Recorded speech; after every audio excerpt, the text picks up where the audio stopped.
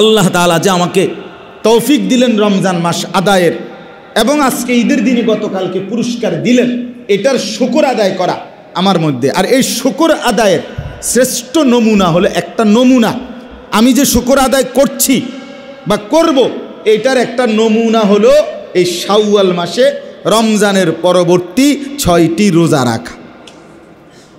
এই কথাটাই বলার জন্য শাওয়ালের 6টি রোজা নফল রোজা। রাসূলুল্লাহ সাল্লাল্লাহু আলাইহি ওয়াসাল্লাম বলেছেন, মান সামা রমাদানা, যে ব্যক্তি রমজান মাসের রোজা রাখলো, সুম্মা আতবাআহু সিত্তাম মিন শাওয়াল, অতঃপর শাওয়াল মাসের 6টি রোজা এটার সাথে মিলালো, কানা কাসিয়ামিদ দাহর, সে যেন পুরা 1 বছরের রোজার সওয়াব পেয়ে গেল। পূর্ণ বছর। কিভাবে? মুফাসসিরিনে কেরাম লিখছে, আপনার সহজ হিসাব, যেই কোনো নেক আমলের প্রথম পুরস্কার 10, একের সারা বছর সবসময় 10-এর নিচে নাই। এই ডান কাদের যে ফেরেশতা নেকি লেখে, এবাটার ঘরে এবাটার কাছে যে খাতাটা, এটার ভিতরে 1, 2, 3, 4, 5, 6, 7, 8, 9 এ পর্যন্ত নাই, এখানে সিস্টেমে নাই। বোঝেন নাই কথাটা? ওনার এখানে এই 9 পর্যন্ত কোনো ঘরে নাই। প্রথম শুরুই কত থেকে? 10 থেকে শুরু, এর নিচে নাই। এই ঘরে আছে, ওনার কাছে আছে 1, 2, 3, কিন্তু এখানে 1, 2, 3 নাই, এখানে 10, এর ঊর্ধ্বে উঠে 10-এর উপরে। তো এখন 1 মাস যদি কেউ রোজা রাখে, তাইলে বরাবর কমপক্ষে 10 মাস, একে কত? 10, তাইলে কত হইল? 1 মাসে 10 মাস। না, এমনি হিসাব কর, 1 মাসে কয় মাস? ওই 300 কেন বললাম না? কোনো মাস 29 দিনে যায়, কোনো মাস 30 দিনে যায়। তো এটা লইয়া কোনো চিন্তার বিষয় না। আমার মাস 29 দিনও হইলেও মাস, 30 দিনও হইলেও কি মাস। তাহলে 1 মাসে কয় মাস? 10 মাস।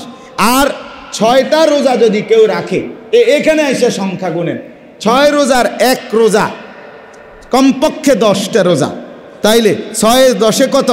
60। আর 60-এ হইল কয় মাস? 2 মাস। আগে আসিল কয় মাস? এ কত হইল? তো 12 মাসে কয় বছর? 1 বছর। এটা হলো সহজ হিসাব, বুঝছেন? একেবারে সহজ হিসাব হইল 1 বছরের সওয়াব পেয়ে গেল। এই জন্য এখন আপনাদের কাছে এই 3টা কারণে, 1 নাম্বার মানে 3 কারণে 6 রোজা রাখা উচিত। 1 নাম্বার কারণ হলো, রাসূলুল্লাহ সাল্লাল্লাহু আলাইহি ওয়াসাল্লাম বলেন, ফরজ এবং ওয়াজিব ইবাদতে বান্দার যদি কোনো ত্রুটি হয়, সুন্নত এবং নফল নামাজের দ্বারা তার ঘাটতি পূরণ হয়। এই জন্য আমাদের রমজানের এই 1 মাসের রোজাতে যা কিছু ত্রুটি বিচ্যুতি হয়েছে ফরজের, এই 6 রোজার দ্বারা সেই ঘাটতিটা আল্লাহ তাআলা পূরণ করে দিবেন। 2 নাম্বার, কোনো ইবাদত, দ্বিতীয় কারণ হইল 6 রোজা রাখার কি কারণে রাখবেন। দ্বিতীয় কারণ হইল, কোনো ব্যক্তি কোনো ইবাদত করার পর এটা কবুল হয়েছে কিনা, আল্লাহর কাছে কবুল হলো কিনা। আমাদের এরকম একটা মানসিক প্রশ্ন আছে কিনা, আল্লাহ কইতে আরে ভাই কবুল হলো কিনা, আল্লাহ যদি কবুল করে আরে আমরা কই না। তো এটার একটা দুনিয়াবি নমুনা আছে, সহজ। কোনো ব্যক্তির আমল কবুল হলো কিনা এটার একটা বাহ্যিক নমুনা, দুনিয়াতে বুঝার একটা বাহ্যিক সিস্টেম আছে। কি জানেন? সেইটা হলো, কোনো ব্যক্তি কোনো নেক আমল যেটাই হোক, জিকির, তেলাওয়াত, দান, সাদাকা, নামাজ, রোজা, বন্দেগি যাই করে, ওইটা করার পরে ওই ইবাদতটা যদি পুনরায় আবার করার তৌফিক পায়, সুযোগ পায়, এটা বুজুর্গরা হাদিসের আলোকে বলছেন, এটা প্রমাণ করে তার পেছনের ইবাদতটা কবুল হয়েছে। বুঝছেননি আমার কথাটা? এটা আপনি বলেন তো একবার সুবহানাল্লাহ, আবার বলেন, আবার বলেন। এই প্রথমবার কবুল হইছে দেখা দ্বিতীয়বার বলার তৌফিক হইছে, দ্বিতীয়বার কবুল হইছে দেখা তৃতীয়বার বলার তৌফিক হইছে। হ্যাঁ হ্যাঁ, এটা ওলামায়ে কেরাম বলছে। এটা হাকিমুল উম্মত মুজাদ্দিদুল মিল্লাত হযরত মাওলানা আশরাফ আলী থানভী রাহমাতুল্লাহ আলাইহি এক লোক প্রশ্ন করছে, হযরত আমাদের নামাজগুলো কবুল হয় কিনা এটা বুঝার কোনো উপায় আসেনি। হযরত বলছেন, আচ্ছা বলতেছি পরে, আগে তুমি গতকালকে তোমার একটা হিসাব আমারে কও, গতকাল সকালে তুমি নাস্তা করছিলানি? ওই মুরিদরে জিগাইছে, হ্যাঁ। পেট ভরে খাইছিলানি? হ্যাঁ পেট ভরে খাইছিলাম। বললেন গতকাল দুপুরে তুমি খানা খাইছো নি? বলছে হ্যাঁ খাইছি। সকালে না তুমি পেট ভরে নাস্তা খাইলা, আবার দুপুরে খাইতে গেলা কেন? হজরত প্রশ্ন করলেন। লোকটা বললেন, হজরত সকালের নাস্তা দুপুর হতে হতে হজম হয়ে গেছে, আবার ভোক লাগছে, এজন্য দুপুরের খানা খাইছি। বললেন দুপুরবেলা পেট ভরে খাইছো নি? হ্যাঁ পেট ভরে খাইছি। তো বললেন যে গতকাল রাতে আবার খানা খাইছো নি? বলছে হ্যাঁ খানা খাইছি। তুমি না দুপুরে পেট ভরে খাইলা, তারপর রাইতে খাইতে গেলা কেন? বলল হজরত রাত্রের আগে আগে আবার দুপুরের খানা হজম হয়ে গেছে, নতুন করে ভোক লাগছে, এই জন্য আমি রাত্রের খাবার খাইছি। হাকিমুল উম্মত মুজাদ্দিদুল মিল্লাত হজরত মাওলানা শাহ আশরাফ আলী থানভী রাহমাতুল্লাহ আলাইহি বলে, ঠিক এরকমভাবে কোনো ব্যক্তি ফজরের নামাজ পড়ার পরে যখন জোহরের ওয়াক্ত হয়, যদি জোহরের নামাজ পড়তে মন চায়, আল্লাহর ঘর মসজিদের নামাজের জন্য ঢুকে, বুঝতে হবে ফজরের নামাজ হজম হইছে, জোহরের নামাজের ভোগ লাগছে। ওই যে উনি কইছে, হ্যাঁ ওকে, কি নাম আপনার? হ্যাঁ এম আলী আশরাফ ভাই। ভাই বুঝছি কইছে যে অর্থাৎ ওকে, ঠিক কইছেন, মানে দারুণ মিলছে, ঠিক কিনা বলেন? হ্যাঁ দারুণ কথা এটা। ফজর কবুল হইছে বলে জোহরের চাহিদা তৈরি হয়েছে। আসর পড়তে মন চাইলে বুঝতে হবে জোহর কবুল হইছে, এই জন্য আসর পড়তে কি চাচ্ছে? মন চায়। অতএব কোনো ব্যক্তি এক ইবাদত কবুল হওয়ার প্রমাণ, লক্ষণ, বাহ্যিক নিদর্শন যে ওই ইবাদত পুনরায় করতে পারা, কথা বুঝছেন? তাহলে এখন রমজানের 1 মাসের রোজা আমরা রাখবার পরে যদি আমাদের দিলে এই 6 রোজা রাখবার আবার আগ্রহ তৈরি হয়, রাখার তৌফিক হয়, তো আশা করা যায় পিছনের রমজানের রোজা আল্লাহ কবুল করছে। এই জন্য নতুন করে আবার রোজা রাখবার কি দিছেন? আল্লাহ তৌফিক দিছেন, আপনি রাখছেন। তাহলে এই 3 কারণ হলো। 1 নাম্বার হলো আমাদের ত্রুটি বিচ্যুতির কাফফারা হবে কিসের দ্বারা? এই 6 রোজার দ্বারা। 2 নাম্বার হলো আমি যদি 6 রোজা রাখতে পারি তো আশা করা যায়, প্রমাণ হবে, বাহ্যিক একটা নিদর্শন বোঝা যাবে আমার পিছনের রোজা আল্লাহ কবুল করছেন বলেই আমারে নতুন করে আবার রোজা রাখবার কি দিছেন? তৌফিক দিছেন। আর 3 নাম্বার, আল্লাহ যে আমাকে এত বড় রমজান দিলেন, এতগুলো সুযোগ দিলেন, আমি যে কিছুটা ইবাদত করতে পারলাম, হায়াত পাইলাম, সবে কদর জাগলাম, তারাবি পড়লাম, এগুলোর শুকর আদায়ের জন্য, কৃতজ্ঞতা আদায়ের জন্য আল্লাহ তাআলার দয়ায় এই 6টি রোজা রাখার তৌফিক যার হলো, সে যেন আল্লাহর শুকর আদায় করল। কি আদায় করল? তাইলে ইনশাআল্লাহ এখন বলেন, আমি দেরি করলাম কিন্তু আপনাদের কাছে এই কমপক্ষে চোখের সামনে সবাই আমরা নিয়ত করি যে আমরা 6টা রোজা রাখবো। বলেন ইনশাআল্লাহ। মাশাআল্লাহ, এ খুব কঠিন কিছু না, ঠিক না? 3 ভাবে রাখতে পারেন। একসাথে 6টা রোজা একবারে ধারাবাহিক রাখা ফেললেন, কোনো সমস্যা নাই। 2 নাম্বার, পুরা মাস মিলাইয়া আপনি 2টা একটা কইরা, একটা রাখেন, বন্ধ করেন, আবার 2টা রাখেন, আবার রাখেন, মানে এভাবেও রাখতে পারেন, কোনো অসুবিধা নেই। ভাঙ্গা পুরা মাস মিলাইয়া, আজকে 2 তারিখ নাকি? আজকে শাওয়ালের 2য় দিন না? তা আপনি হিসাব করবেন, এই আর ভিতরে আপনি ভাঙ্গা 6টা রোজা পূর্ণ করবেন। সহজ একটা বুদ্ধি আমার শায়েখ আল্লামা মুফতি মুশতাকুন নবী কাসেমি হুজুর বলছে, সোমবারে আর বৃহস্পতিবারে রোজা রাখা নবীজির একটা সুন্নত আমল। আপনি যদি এই সোমবারে আর বৃহস্পতিবারে রাখেন, তাহলে ওই সোমবার বৃহস্পতিবারের রোজা রাখার আমল এটাও আদায় হইল, আপনার 6 রোজাও কি হয়ে গেল? 3 সপ্তাহ রাখলে আপনার 6 রোজাও কি হয়ে গেল? আদায় হয়ে গেল এই মাসে। এটাও পারেন।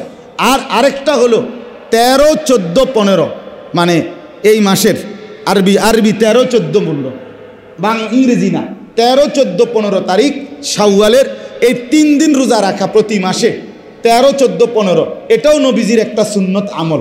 তো ওই 3 দিনকে সামনে নিয়ে 3 দিন রাখবেন, আর এর আগে দিয়া পারেন 3 দিন, অথবা পরে দিয়া পারেন 3 দিন, এভাবে 6 দিন মিলাইয়া এভাবেও রাখতে পারেন। মূল কথা হলো যেমনে আপনার সুবিধা হয় আপনি 6টা রোজা রাখার চেষ্টা করবেন। আল্লাহ আমাদেরকেও তৌফিক দেখ, আপনাদেরকেও তৌফিক দান করেন।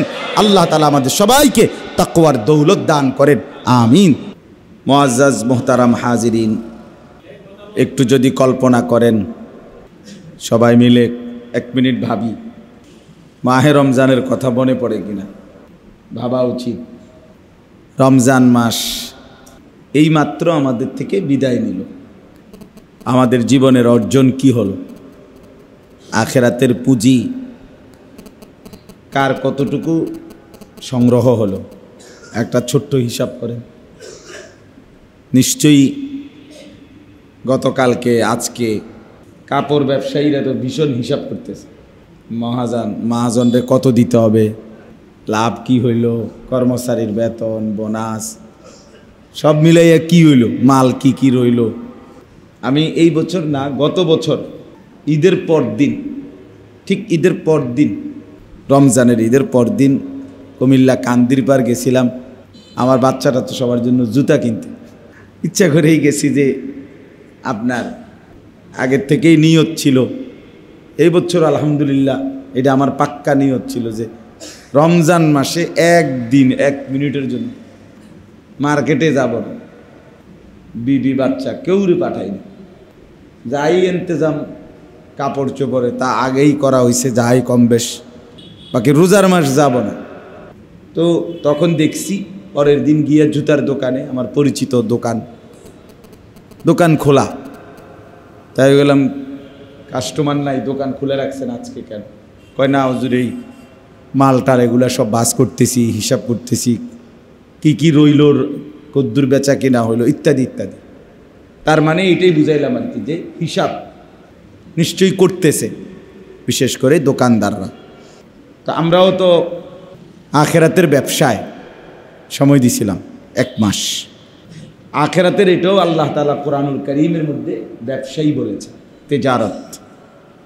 হাল আদুল্লুকুম আলা তিজারাতিন তুনজিকুম মিন আযাবিন আলীম। আল্লাহ তাআলা বলছেন, হে ঈমানদাররা, আমি কি তোমাদেরকে এমন একটা ব্যবসার খবর জানাবো যেটা তোমাদেরকে জাহান্নামের ভীষণ আযাব থেকে বাঁচিয়ে দেবে?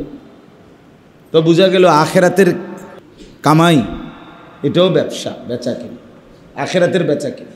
তো তাইলে আমরাও তো আমাদের হায়াতের পুঁজি খাটাইছিলাম গত মাস, পুরো 1 মাস, রাত দিন, মিনিট, ঘন্টা, সেকেন্ড আমাদের হায়াতেরই পুঁজি। আমাদের হায়াত আমাদের পুঁজি ধরেন আল্লাহর পক্ষ থেকে দেওয়া। তো কামাই কেমন হলো, উপার্জন কেমন হলো?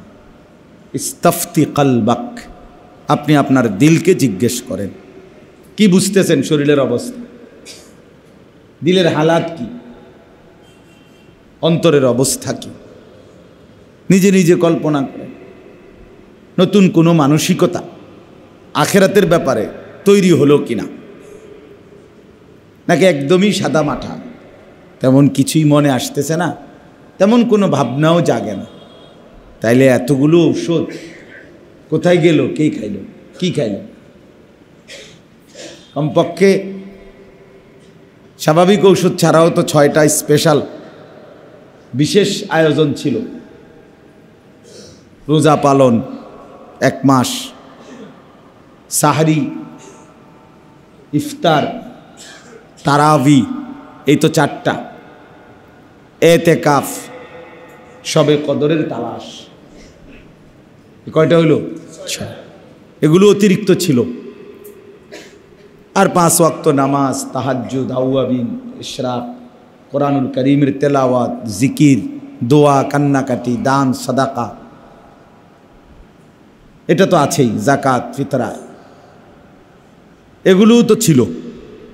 আরও বেশ অতিরিক্ত এই 6টাও বড় বড় ইবাদত ছিল। তো মাশাআল্লাহ অনেকগুলো ইবাদত সমন্বয় ছিল রমজানে। দিলের হালাত কি? নবী সাল্লাল্লাহু আলাইহি ওয়াসাল্লাম ইরশাদ করেছেন, ইদা সাররাতকা হাসানাতুকা ওয়া সাআতকা সাইয়্যাতুকা ফাআনতা মুমিন। যখন তোমার নেক কাজ তোমাকে আনন্দিত করে, যখন তোমার গুনাহ তোমাকে ব্যথিত করে, কষ্ট দেয়, আহা কি করল, আর নেক কাজে তৃপ্তি বোধ হয় যে আলহামদুলিল্লাহ এবছর রমজানটা ভালো কাটছে, এবার আলহামদুলিল্লাহ ইতিকাফ করতে পারছি, আলহামদুলিল্লাহ এবার শবে কদরের রাতে লম্বা সময় জাগছি, আলহামদুলিল্লাহ এবার রমজানে মিশা কথা সিটারি বাটপারি তেমন একটা করি নেই। এই যে সব মিলাই একটা হৃদয়ের মধ্যে আত্মতৃপ্তি, এটা যদি আসে যে কোনো নেক আমলের ক্ষেত্রে এবং গুনাহ হয়ে গেলে আফসোস লাগে, তো আল্লাহ নবী সাল্লাল্লাহু আলাইহি ওয়াসাল্লাম ইরশাদ করেছেন, তাহলে তুমি মুমিন, তাহলেই তুমি ঈমানদার। তাহলে আমরাও ভাবি, নবী সাল্লাল্লাহু আলাইহি ওয়াসাল্লাম ইরশাদ করেছেন, আল কাইয়িসু মান দানা নাফসাহু ওয়া আমিলা লিমা বা'দাল মাউত। প্রকৃত বুদ্ধিমান, কাইয়িস মানে বুদ্ধিমান, বিচক্ষণ, সে যে তার নিজের নফসের, নিজের ভেতরের হিসাব করে, খেয়াল করে।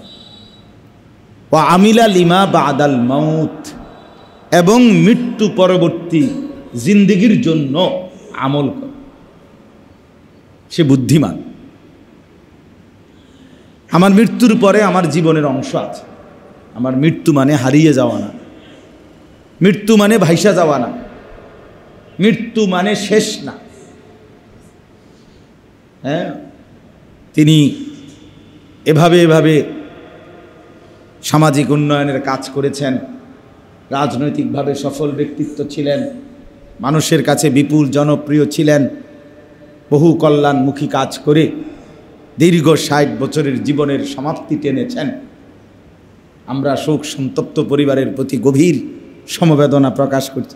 এসব বক্তৃতা মারলে হইতো না, শুধু এক জীবনে আপনার এই 2-4টা সুন্দর সাজানো গুছানো শব্দ বলে আপনি মূল্যায়ন করে দিলেন, খালাস, সমাপ্তি করলেন। কি সমাপ্তি?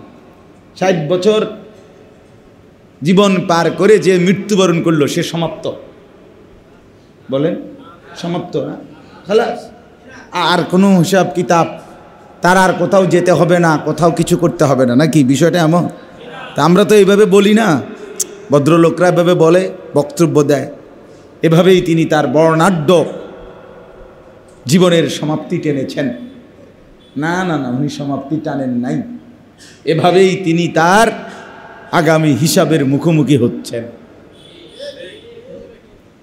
হিসাবের কি মুখোমুখি হচ্ছে?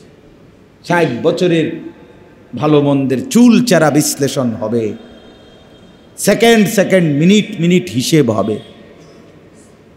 এক চোখের একটি পলকও হিসাবের বাইরে থাকবে না, নিঃশ্বাসের প্রতিটা আসা যাওয়া হিসাবের বাইরে হবে না, কদমের প্রতিটা পায়ের ছাপ হিসাব হবে, ফয়সালা। এটাই বাপ আমার, বন্ধু আমার জন্য, আপনাদের জন্য হিসাব করা যায়। ওয়া আমিলা লিমা বা'দাল মাউত।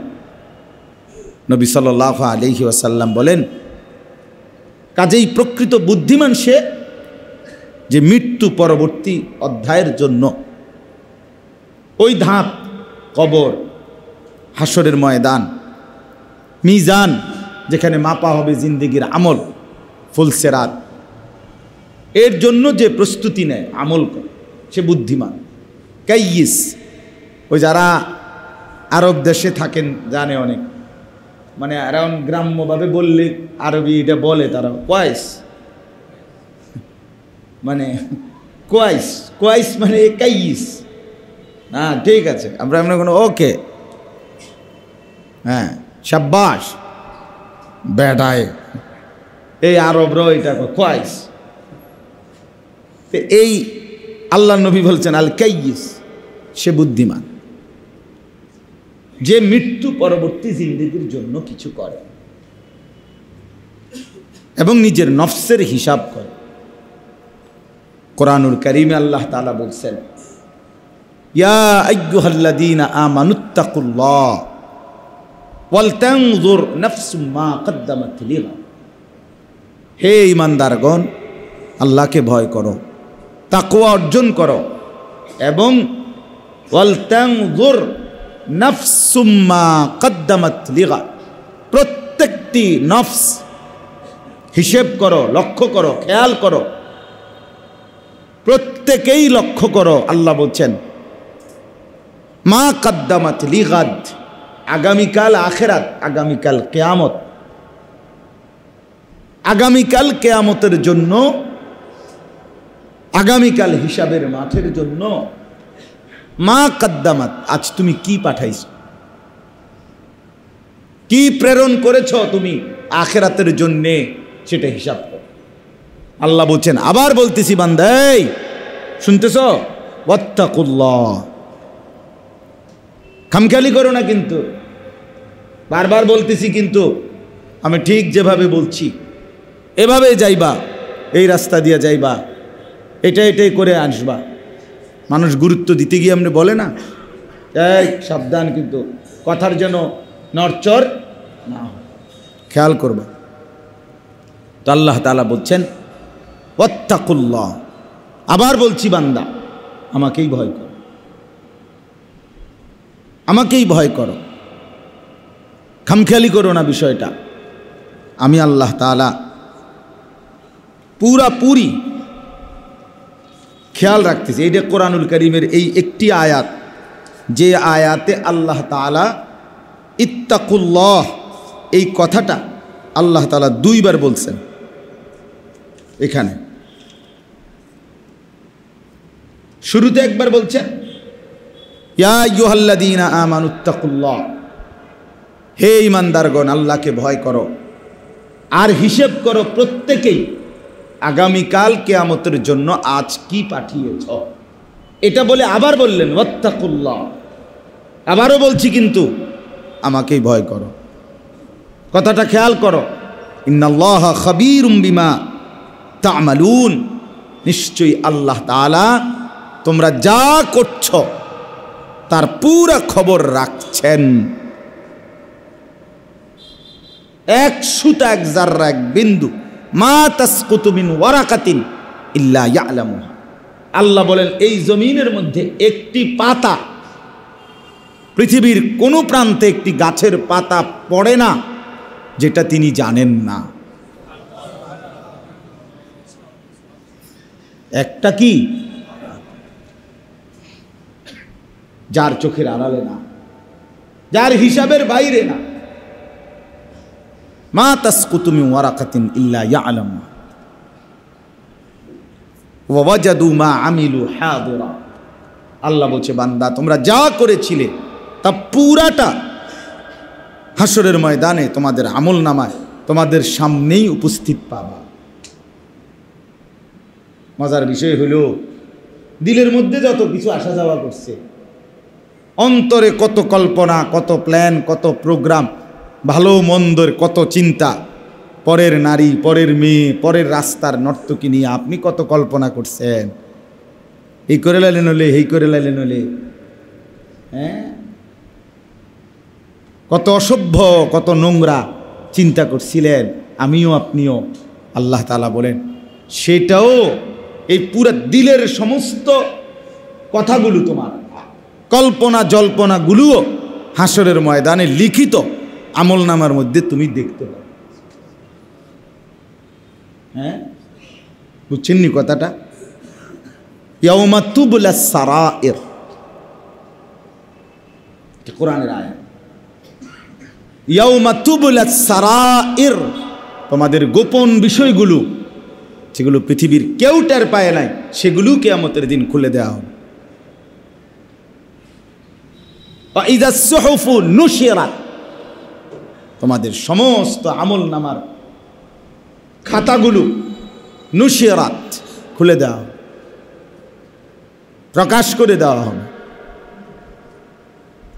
হ্যাঁ, স্পষ্ট।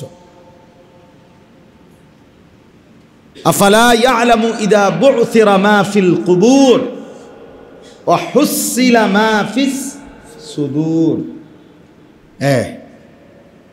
যখন কবর থেকে তোমাদেরকে হাসরের ময়দানে তোলা হবে, খুলে দেওয়া হবে, তোমাদেরকে কবরের মাটি থেকে উপরে আনা হবে, আল্লাহ বলেন ওয়া হুসিলা মা ফিস সুদূর, তখন খুলে দেওয়া হবে তোমাদের দিলের মধ্যে যা ছিল তাও,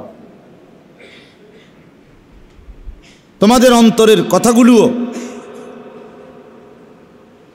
মানুষের অন্তরে অসংখ্য কথা আছে যেটা হয়তো শব্দের মালা, অর্থাৎ শব্দ পায় নাই, মুখ দিয়ে বলেন নাই আর কি, তো ভিতরে তো জমস। আমরা অনেক সময় বলি না, আরে মনে আরও অনেক কথা আছে, এই দিলে বহু ব্যথা আছে। হ্যাঁ, এটা বলি কি না, তাহলে বোঝা গেল আরও অনেক কথাই ভিতরে ছিল। আবার অনেক সময় বলি আরও কইলাম হইলে, যা সব মতো ফাইলে আরও কইলাম হইলে রে, ছেড়ে দিলাম। দাঁত কামড়াইয়া ঠোঁট আল্লাহ দিছেন এই মানুষের কথা ফিরাবার জন্য, এটা একটা উদ্দেশ্য। ঠোঁট আটকাইয়া ফেললে, হ্যাঁ, ঠোঁট বন্ধ। এই জন্য কোরআনে আল্লাহ বলছে ওয়া লিসানাও ওয়া শাফাতাইন, আমি তোমাদেরকে একটা জিহ্বাও দিয়েছি এবং দুইটা ঠোঁট দিয়েছি। কেন? কারণ তোমার দিলের সব কথা যদি একবার মেশিন অন করতাম, মানে কথা শুরু করতাম, আর যদি এটা বন্ধ করার কোনো সিস্টেম না থাকতো, তাইলে যা ছিল ভিতরে সব বাইরে গেল। আর বাইরে গেলে এলে সব কথা ভিতরের যেটি আমাগো মনে আসে যায়, সব যদি মানুষ শুনতেই পায়, তো আমারে আপনারে মানুষের জুতা দিয়ে ফিটবে কিনা বলেন নাকি?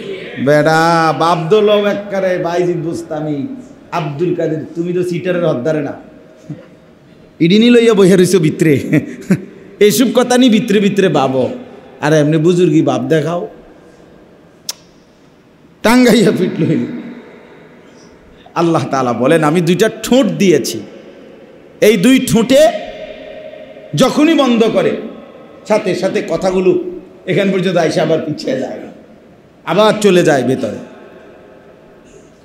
এই জন্য এই আমার এতগুলো কথার অর্থ এটাই, এতগুলো আয়াত মনে করাই দিচ্ছি শুধু এটা আমাকেও আপনাকেও, যে একটু ইনসাফের সাথে চলেন, ভেবে দেখেন মাহে রমজান আমাকে কি দিল, আমি কি পেলাম।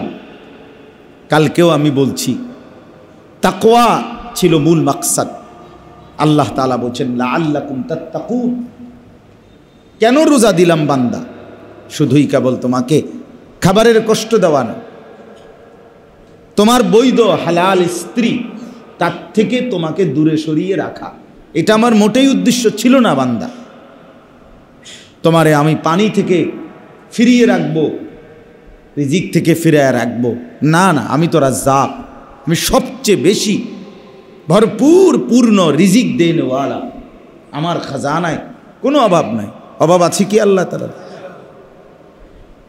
আল্লাহ নবী সাল্লাল্লাহু আলাইহি ওয়াসাল্লাম বলেন পৃথিবীর সমস্ত জিন এবং মানুষ যদি এক মাঠে একত্রিত হয়, যারা প্রথমে ছিল তারা, যারা শেষে ছিল তারা, সমস্ত পুরুষ, সমস্ত নারী, সমস্ত বাচ্চা, সমস্ত জওয়ান, সমস্ত বুড়ো, সকলেই যদি এক মাঠে কামু ফি সাঈদিন ওয়াহিদ, একটি মাঠে যদি একত্রিত হয়, অতঃপর প্রত্যেকেই তাদের নিজ নিজ প্রয়োজন একসাথে দাঁড়িয়ে একই মাঠে একসাথে বলে চাইতে থাকে আল্লাহর কাছে, রাসূল আকরাম সাল্লাল্লাহু আলাইহি ওয়াসাল্লাম বলেন আল্লাহ তাআলা ওইখানে রাইখাই সকলের সমস্ত প্রয়োজন পূরণ করে দিবেন, মা নাফিদাত মিন খাজাইনিহি শাইউন, আর এতে করে আল্লাহর খাজানা থেকে এক জাররাও কমবে না।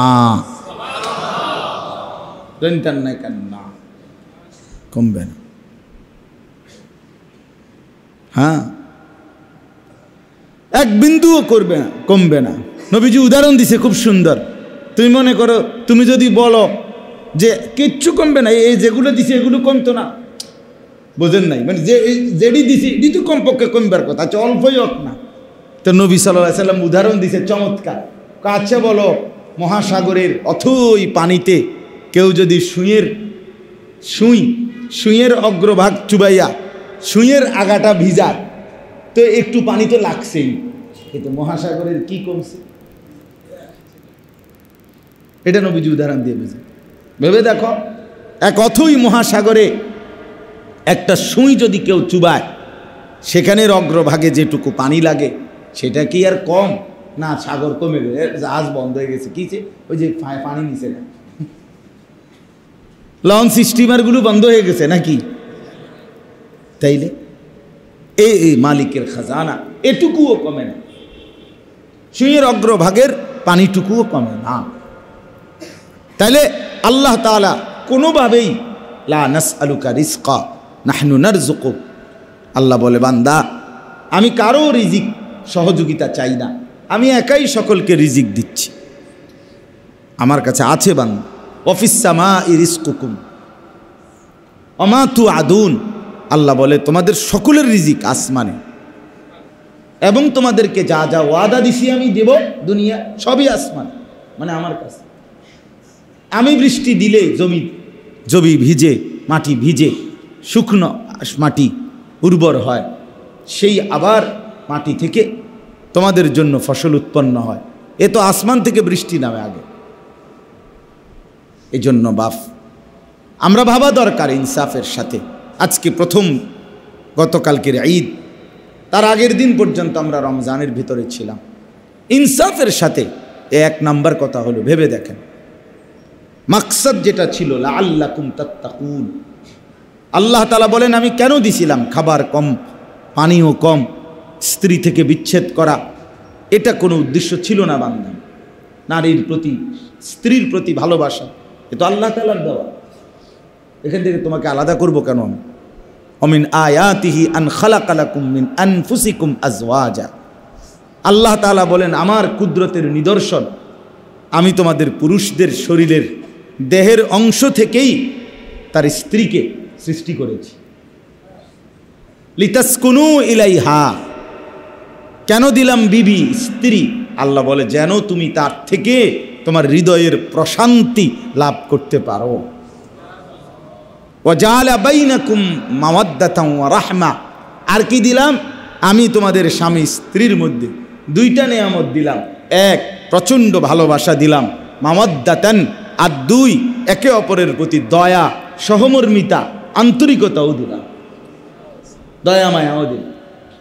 হালাল স্ত্রী ভালোবাসে, মায়া দয়াও করে। আর রাস্তার প্রেমিকা, নর্তকী অথবা অবৈধ প্রেমের সঙ্গিনী, ওই অপদার্থ শুধুই সম্পদকে কেন্দ্র করে কিছুটা ভালোবাসার ঢং ধরে, হৃদয়ে ভালোবাসাও নাই, আর বিপদের মুহূর্তে দয়া মায়া সহমর্মিতার নাম গন্ধও নাই। লক্ষ লক্ষ যুবক প্রতারিত হয়ে শেষ পর্যন্ত ফাসাদ 3টা লাত্তি দিয়া এরপরে তাড়ায়। যখন আর পকেটে টাকা থাকে না, মানিব্যাগ যখন ছোট হয়ে যায়, আগে তো মানিব্যাগ ছিল ফুলা, এখন যখন মানিব্যাগ ছোট হয়ে গেছে, তার বাপ বিদেশ আইয়া লাইছে, অথবা বড় ভাই আগে টাকা দিত তখন দেয় না, এখন যখন চারদিকে অভাব লাগছে তখন ওই নর্তকী আর ওই অবৈধ প্রেমিকা, এই ফালতু মানুষ অথবা কিছু বন্ধু নামের দুষ্ট, এগুলো সব আসতে। দোস্ত তোর কথা তো খুব মনে পড়ে, আসলে সুযোগ করতে পারি না, আসলে টেয়া নাই তোমার কাছে তো দোস্ত, আগের মতো টাকা নাই, এই জন্য আসি না, এটা কি বলা যায়? এই জন্য নয় ছয় কথা।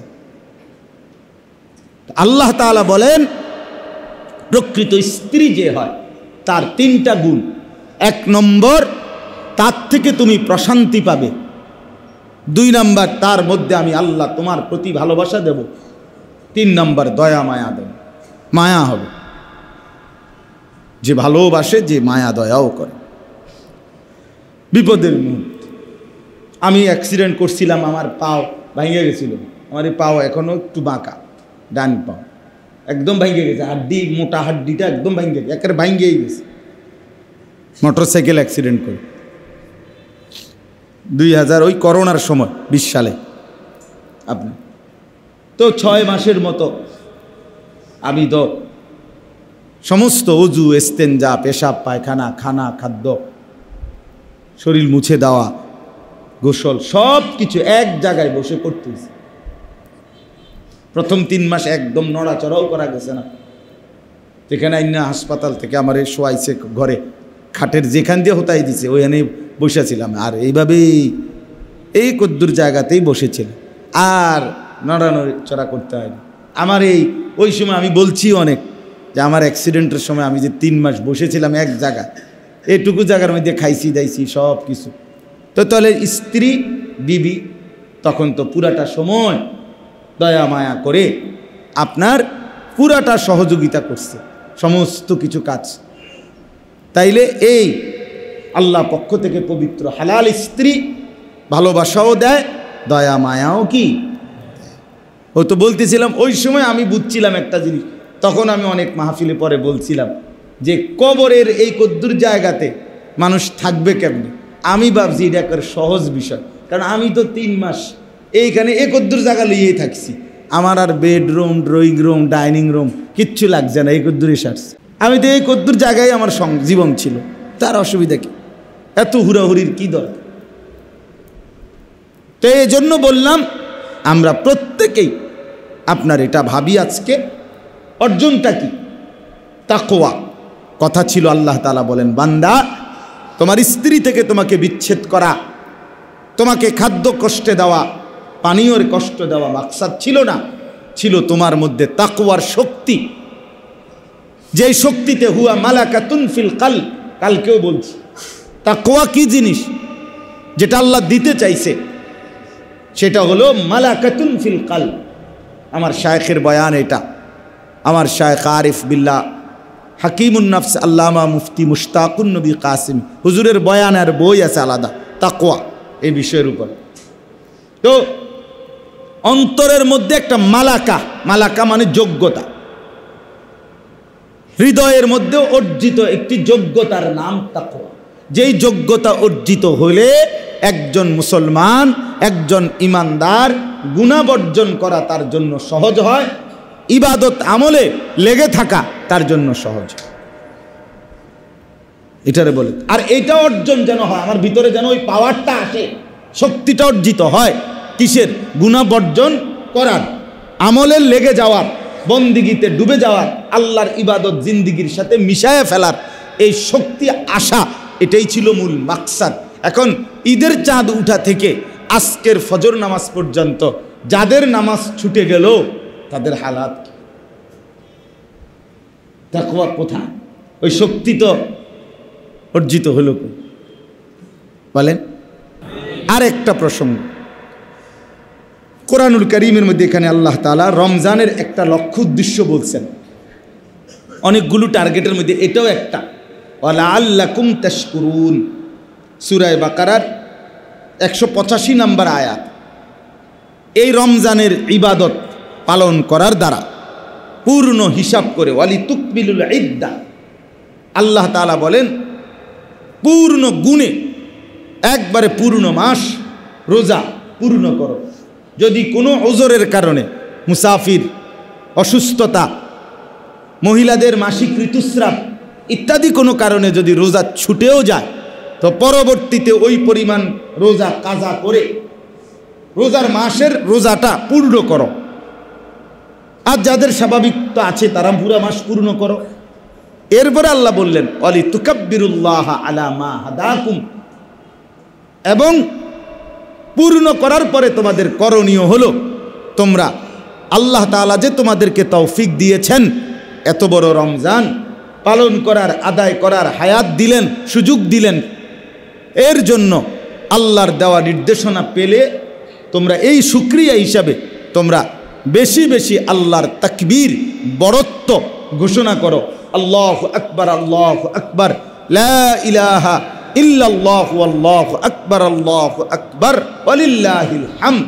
এই জন্য মানে হলো ঈদুল ফিতরের দিন আপনার এই তাকবীর পড়া, যে শুকরের জন্য আল্লাহর প্রশংসার বাক্য তাকবীর বলা, এটা আল্লাহর আদেশ দিল।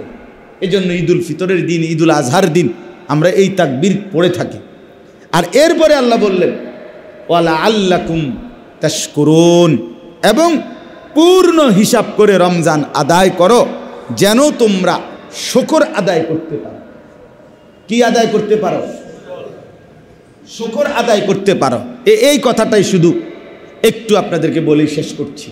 শুকর আদায় করা, রমজানের রোজার মাস, রোজা, ইফতার, তারাবি, শবে কদর, এতেকাফ, সাহারি, জিকির, তেলাওয়াত, এই যে একটা একেবারে যত কিছুই বলি, একেবারে পাষাণ মানুষেরও দিল কিছুটা হলেও রমজানকে কেন্দ্র করে একটু হলেও পরিবর্তন থাকে, থাকে কিনা, একটা মানসিকতা আসেই আসে, স্বাভাবিক। রমজানের চাঁদ উঠিলে মোমেনের দিল নড়ে ওঠে, আখিরাতের কথা একটু হলেও মনে পড়ে। তাহলে এই যে পরিবর্তনটা হইল, আল্লাহ যে তৌফিক দিলেন, আল্লাহ তাআলা বলেন এই মাস দিলেন, ইবাদতের তৌফিক দিলেন, হৃদয়ের মধ্যে একটু অবস্থার পরিবর্তন করলেন, এগুলোর জন্য তুমি আল্লাহ তাআলার শুকর আদায় যেন করতে পারো, আল্লাহর কৃতজ্ঞতা যেন আদায় করতে পারো, এই জন্য রমজান দিলাম, এই জন্য 1 মাস দিলাম। তাহলে আমার ভিতরে যেন শুকরের অনুভূতি, কৃতজ্ঞতার অনুভূতি যেন তৈরি হয়, এই জন্যও রমজান। কি অনুভূতি কোন? শুকরের অনুভূতি, কৃতজ্ঞতার অনুভূতি, আল্লাহ তাআলার প্রতি কৃতজ্ঞ হওয়া। এখন মুফাসসিরিনে কেরাম, ওলামায়ে কেরাম এই কৃতজ্ঞতা কোনো ব্যক্তির ভিতরে শুকর আদায় করা, যে আমি রমজানের 1টা মাস রোজা রাখছি, ঈদুল ফিতরের দিন আল্লাহ তাআলা আমাকে পুরস্কার দিয়েছেন। গতকাল ঈদুল ফিতরকে ইয়াউমুল জাইজা বলে, পুরস্কারের দিন। ওই দিন আল্লাহ তাআলা পুরা মাস রমজানের ঠিক আদায় করে ঈদের ময়দানে নামাজের জন্য যে আসে, আল্লাহ তাআলা ওই সময় পুরস্কার ঘোষণা করে।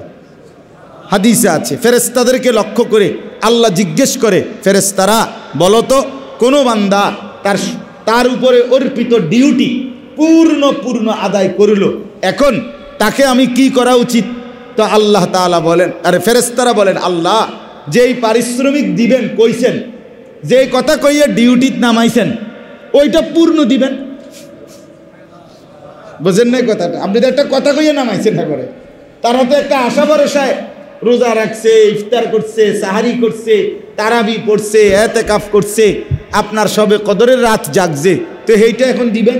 আল্লাহ তাআলা বলছে ঠিক আছে, হ্যাঁ, ওয়া ইজ্জতি ওয়া জালালি ওয়া ইরতিফা'i মাকানি ওয়া উলুভি, আমার ইজ্জতের কসম, আমার শ্রেষ্ঠত্বের বড়ত্বের কসম, আমার সুমহান মর্যাদার কসম, যাও ফেরেশতা তোমাদেরকে সাক্ষী রেখে আজকে ঈদের দিনে আমি ঘোষণা দিলাম, আমার বান্দাদেরকে আমি মাফ করে দিলাম। ফেরেশতারা তখন খুশিতে আত্মহারা হয়ে ওই মুসল্লিদেরকে সবাইকে বলে যে চলো, আল্লাহ তাআলা তোমাদেরকে মাফ করে দিয়েছেন, ফারজিউ রাশিদিনা, তোমরা খুশি সন্তুষ্ট চিত্তে সফলতার, কৃতজ্ঞতার, সফলতার চিহ্ন নিয়ে তোমরা ঘরে ফেরো।